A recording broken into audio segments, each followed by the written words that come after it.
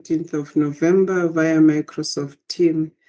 We do have an agenda that has been proposed, but before I do that, let me introduce the members of the REC, starting with myself. My name is Nomalanga Stole. I'm the chairperson of the REC, and I sit on structures of the energy regulator, which is committees and subcommittees of the energy regulator, and as well as the energy regulator itself.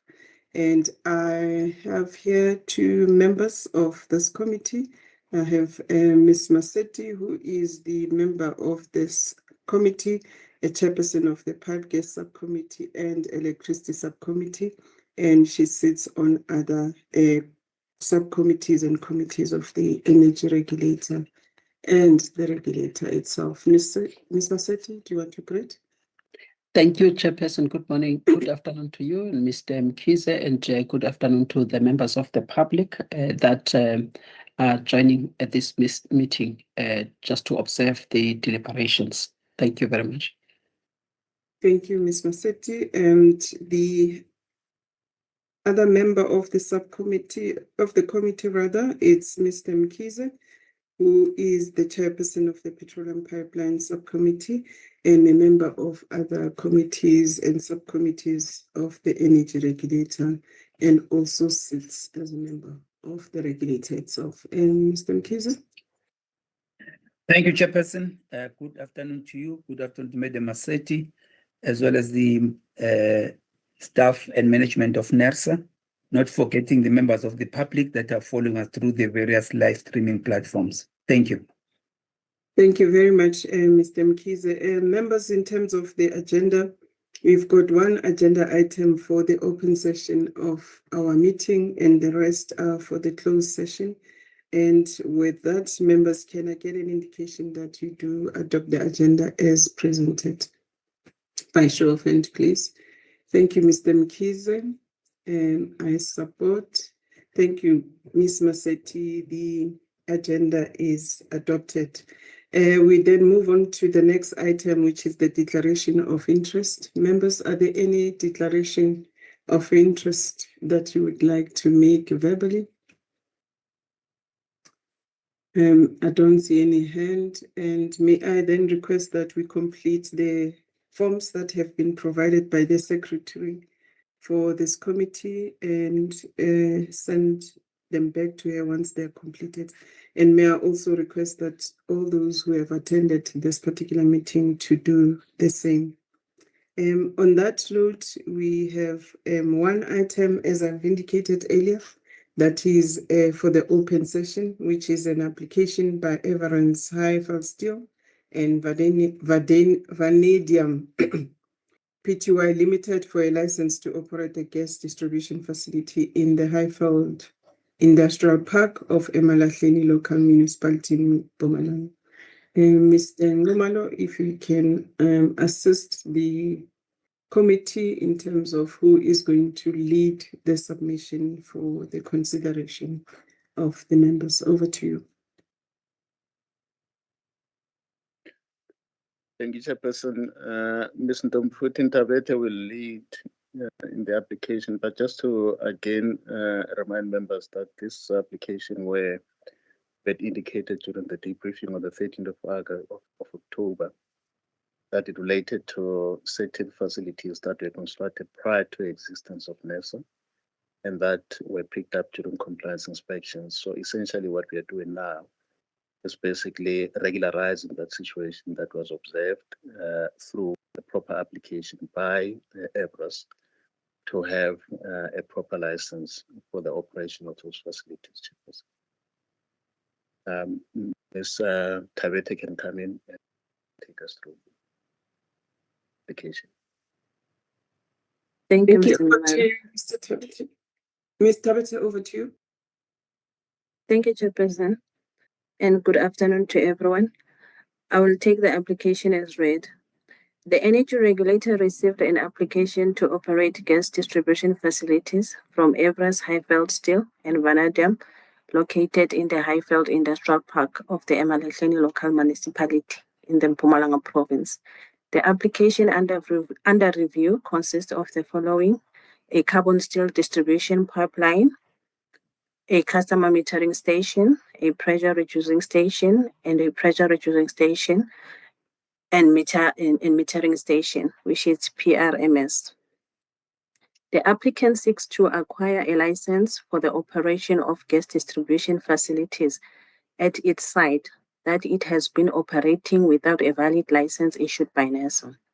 This license application was prompted by NERSA's audit in 2024 following the compliance team's finding that Everest was operating the gas distribution facilities without a valid license. The applicant mentioned that the gas infrastructure under review had been constructed in the early 2000s before the establishment of NERSA. And for that reason, they do not hold a construction license. They only have a trading license to trade in gas within the Emalahleni and Middelburg areas of Mpumalanga province, which was granted in 2016 by the Energy Regulator. By then, the applicant had 2 customers mentioned in paragraph 4.6 and had indicated that it did not own any gas infrastructure. However, it would utilize gas filling stations to decant gas into customers' mobile tankers for distribution to its customers. Over the years, Everest expanded its customer base within its premises and connected new customers using its private assets. The integration of new customers into its distribution network constituted a licensable activity under Section 15(1)(b) of the Gas Act, as the network ceased to operate solely as a private asset. The analyses were made, and it was found that the ongoing operation of the existing gas distribution facilities is prudent and in the public interest. The facilities are essential to ensuring uninterrupted gas supply to customers. A loss of supply would not only inconvenience customers, but could also contribute to a decline in the economy. The applicant submitted documents that demonstrate its administrative and technical capabilities as required in terms of Section 16 of the Gas Act and rules promulgated by the Energy Regulator. Based on the information provided by the applicant, the license application does meet the minimum requirements for completeness and adequacy. No objections were received from third parties regarding the operation license application under consideration. Accordingly, there are no issues of public concern preventing the Energy Regulator from considering the application by Everest for a license to operate gas distribution facilities in the Highveld Industrial Park. Based on the information available and its analysis, it is recommended that members approve the application as per recommendations made on paragraph 14 of the submission. Thank you, Chairperson. Thank you, Ms. Tabeta. Members, any questions, issues of clarity, or points of enhancement on this particular submission?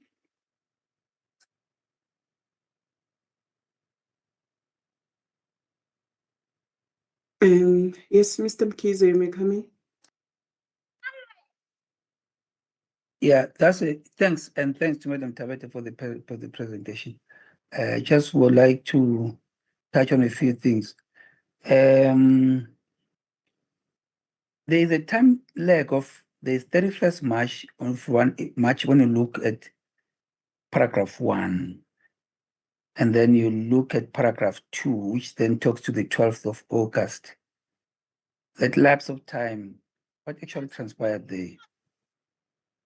And then there is also, in terms of looking at the date for publishing, is the 12th of August, and then but it was when the application was complete, but the publishing is on the 8th of August. Just want to know if you have publishing sometimes preceding final decision on adequacy.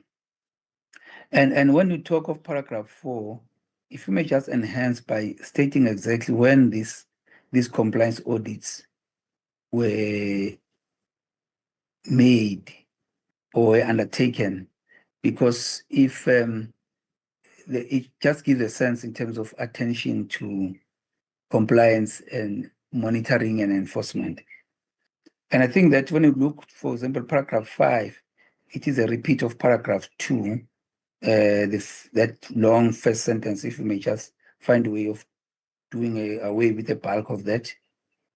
And paragraph 6 is actually a duplication of paragraph 4. So you might just do away with it altogether. And then on paragraph 8, you're saying during that time, and it's not clear which time you're talking about, the company decided, I'm not so sure which company, because you've got a company. Sorry. Hello. Hello. Please play nicely. Don't Mr. Maluleke.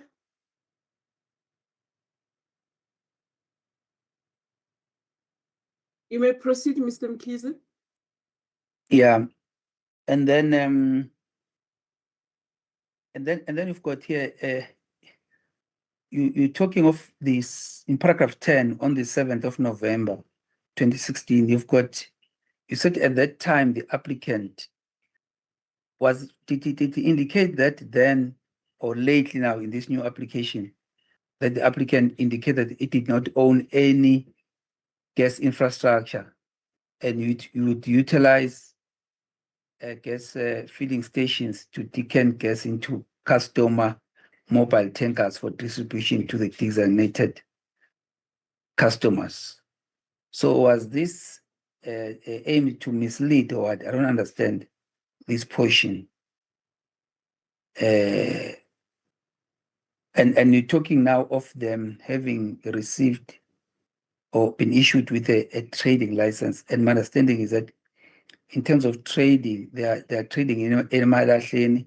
I understand that because the area, if they're still trading within that area, I don't understand that part of trading, which must be separated, and whether during the application for trading license, didn't they indicate the kind of facilities they have or had then such that they impact this one? Yeah, I think on paragraph 12 again is the question of when that GLC team conducted the due diligence. Yeah, and I think on paragraph 18, that my thinking on this one is that these companies listed there, I think shouldn't they be confidential? I'm just checking in terms of confidentiality with those. And then, yeah, there will be some small changes here and there in terms of enhancement. But yeah, my concern is that it's also how this thing comes forth as a question of non-compliance, non-attendance to what should have been attended to on time, and maybe a lapse on our side in terms of M&E being monitoring and enforcement. That is just my concern, Chairperson, and the separation of operation of the distribution facility, and as well as these trading issues. Just need some clarity there. That is all from my side. Thank you. Sorry for taking your time. No, it's fine. Thank you for that, Mr. Mkhize. And I think from my side, I just have one point of clarity and as well one point of enhancements. I think on page 3 under 4.4, we are saying that this is the reason the applicant approached NERSA to apply for a trading license. And I think maybe the sentence, it's incomplete. We should have added to the fact that that application for a trading license was issued out in 2016 based on your verbal presentation, Mr. Rete. But you can correct me if I am wrong, that now the applicant does have a trading license that was issued in 2016. And therefore, then that sentence can be enhanced to really cover the date on which to the applicant. And the second thing, I think on page 51, the triple BEE certificate, I think it has expired. The date there, it indicates 2015. Therefore, then I'm not sure that the information that we have indicated in the application on the triple BEE compliance part, whether it's valid or not, considering that date. But I think the team can just correct me. And just to say that it was disappointing to note the fact that in that certificate, they had no women in terms of the procurement process that the company has undertook. So those are basically my comments. But on 4.4, if you can just try and help me to clarify the issue of the trading license. That's all from my side. Over to you, Mr. Ngomalo and Ms. Tarrett. Thank you. Thank you, Chairperson. I think maybe I'll start with the questions raised by Mr. Mkhize. I think with regard to the time lag, Mr. Mkhize, from March to August, there were certain information that was basically outstanding from the licensee or from the applicant. And part of that information was the information around the triple BE status. And there was some information that the team had requested around the fact that this licensee or this applicant is currently under business rescue. So that's what basically led to the delay that was experienced by the team between March and August. And on the publication, vis-a-vis the date on which the applicant was complete on the 12th, the application is said to have been published on the 8th of August. I did actually raise this with the team because I was also concerned that they indicated that the publication was on the 8th and the date of completion was on the 12th. And the explanation was that the application as at the 8th was basically did meet the minimum standards, and that is why it was published in the interest of time going forward so that it could not be delayed any further. But going forward, Chairperson, I think it's something that we'll do slightly differently in terms of just advertising exactly at the point of at which the application would have been complete, because that would be the way to deal with it. Then paragraph 4, I think that's an enhancement. We'll start, and I think also suggested that we combine paragraph 5.2 to avoid any duplications. And paragraph 8, which company indicated that it did not own gas infrastructure. I think that paragraph, Mr. Mkhize, relates to not the current application, but it was the previous interaction with the team when the team was basically seeking to find out why this applicant had not applied for licenses to operate these particular facilities. It had said at the time that it did not own any infrastructure, but that was incorrect. And that was subsequently, through subsequent interaction with the team, corrected. And the applicant did actually acknowledge that they do own the infrastructure, and that is the very reason why they are now applying for this license that they were applied for. Then the other point that Mr. Mkhize raised was the question of the application for trading. Whether when they applied for the trading license, they did not indicate the assets that they were owning.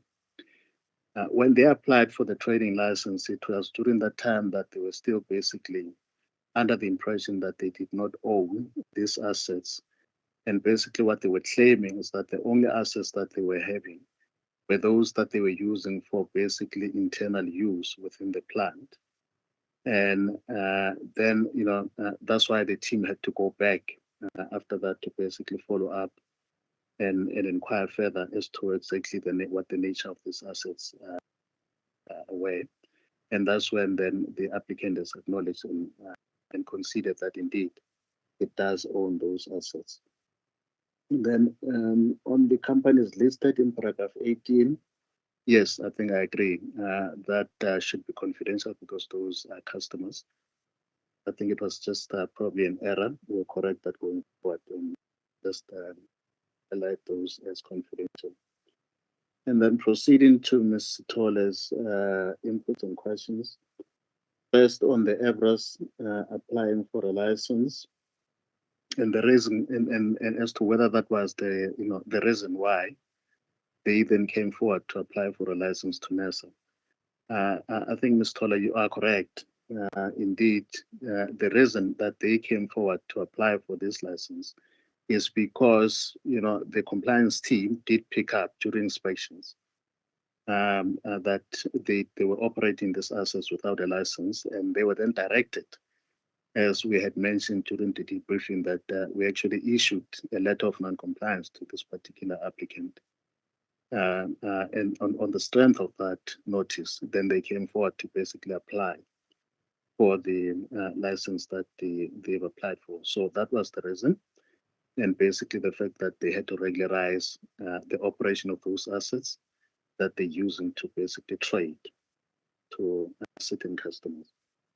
And maybe Ms. Tabete then has been interacting with the applicant quite a lot around the certificate and its status. Maybe she can come in quickly just to deal with that aspect. Thank you, Chairperson. Thank you, Mr. Ngoman. With the certificate, we just inserted it so that we can show members that they did have the BBBE certificate before the company went on business rescue. So it was just for a demonstration to show that they did have a BBBE before. Thank you.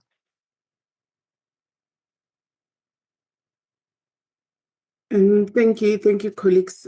I think from my side, the question really on the BBBE was that, is it appropriate for us to use an expired certificate, or do we just take any certificate, even if it has expired, and then we use it to assess the application and then say the applicant is compliant or not? And the other question that was really for enhancements once clarified was whether did we issue them with the trading license as well? And now that what we are having before us, it's an application for a license to distribute the gas in the Highveld Industrial Park area. So those two really, for me, were not really answered to my satisfaction. If colleagues can just try and clarify that for me, I will appreciate it. Thank you.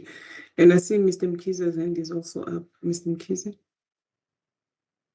Thanks, Chairperson. My query is actually the fact that that there are certain things that were happening. The reason why we date stamp things is so that you can be able to account for the time. So between paragraph 1 and paragraph 2, please insert a paragraph there, just accounting for the time in between, because the lapse is just too much. And then I don't want to disadvantage the applicant here, seeing also where you come from, because some of the things I take them as a ball dropped on our side, and therefore not wanting to have that negatively impacting. But I think to correct that from our side is just to ensure that we then enhance this submission accordingly in dealing with these things. In fact, even when you're writing regarding the entity being currently under business rescue, is to indicate that it continues to be under business rescue, and that what you have is a certificate that is just demonstrative of how the company performed then before the business rescue kicked in, and that you will closely follow up on that. And Chairperson, I think it's also going to be important for the regulatory divisions to look to come together, the 3 EMs, to look at how to deal with cases of business rescue during that period, because it's a very tricky one. Where at PPR, there's some new experience in that regard. So I think it's just an important aspect to know so that we can find ways of dealing with it more robustly and efficiently. I will leave it at that, Chairperson, and I hope that the team will then enhance accordingly, especially when it comes to being specific of the time, being specific of the kind of license that is applied for, that you are dealing with. This separation, when you are explaining, to make it clear the distinction between the trading license versus the operation of a distribution facility. Thank you. Thank you, Thank you, Mr. Mkize. Mr. Numalo, just before you come in, just check 4.16 of the first attachment to see if it doesn't address the issue of the time that Mr. Mkize is requesting that you add at the beginning of the submission. So I thought that explanation under 4.16 does cover that, but if it doesn't, please do as requested to enhance the submission. Over to you, Mr. Newman.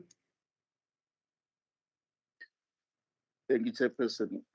I think maybe just to start with the BEE certificate issue, I think to your point as to whether we can use an expired BEE certificate, I think it would not be safe to do that, because once it's expired, then it's no longer valid. I think going forward, it's something that will correct and ensure that we use a BEE certificate that is current, because it's only when it's current that it can be used and it can demonstrate the actual exact status of the company with regard to the BEE.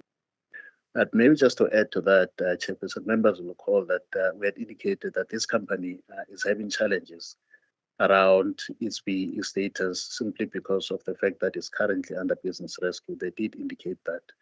And they did make a commitment that once the business rescue process has been completed, they do have a willingness and they'll be ready then to get themselves ready back to a full compliance with regard to their BEE status. But with regard to just the status of this BEE certificate, one that is expired would not use, so it's something that will be corrected going forward. Chairperson, I think we'll then effect the other enhancements again, just with regard to just clarifying the period and the reason why they applied for the trading license. And this was in 2016. And I think we had mentioned in the submission that the reason they applied for that trading license was to basically because prior to that, they were using the gas for their own internal use within the plant. They were not selling to any customers. But in 2016, that situation then changed. Then they acquired 2 customers as a start in 2016, and it was for that that was the reason why they applied for that trading license. But subsequent to that, they then added other customers, 3 customers in particular. And members will notice that on table 2, I think those customers are listed there together with the nature of the distribution facilities that they're using. But we'll enhance that, Chairperson, just to reflect the position accurately and properly. And I think to your last question as to whether that paragraph 4.16 does address Mr. Mkize's issue. Yes, it does, partly, but I think what we will do, we'll just hit that paragraph much more concisely and clearly to maybe address it, everything that Mr. Mkize has highlighted. And I think Mr. Mkize then has raised other pertinent enhancements from paragraph 1 and 2. And just to indicate again that the company is under business rescue. Yes, that is important, and I think we'll effect enhancement as proposed, Chairperson. Chairperson, I think, that is all that I wanted to just clarify. Okay. Thanks. I don't see any follow-up hands from Mr. Mkize. I'm also fine. On that note, members, with those enhancements that have been provided to the team to enhance the submission, and I would want us to go to the recommendations, because those enhancements really do not materially changed the recommendations on paragraph 14. And paragraph 14 of page 12, it says that based on the available information and the analysis provided, it's recommended that the REC approves the application by Everance Highveld Steel and Vanadium Limited for a license to operate a gas distribution facilities in the Highveld Industrial Park of Emalahleni Local Municipality, and to approve the decision and reasons for decision document, and also the attached license conditions. Members, by show of hand, can I get an indication that you do support the recommendation as read into the record? Thank you, Ms. Maseti. Thank you, Mr. Mkhize. I also support. That was the only item we have for our open session. Let me thank the members of the management at NESA and those that have joined us for this particular REC meeting this afternoon. On that note, we have come to the end of the open session. May I, with the assistance of IT, request that the streaming be stopped so that we can proceed with other matters that are meant to be discussed